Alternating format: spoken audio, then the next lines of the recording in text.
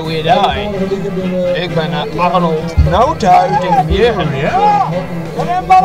En dit is Mouwen. Mark Bak. Friesland. Mark Casimir.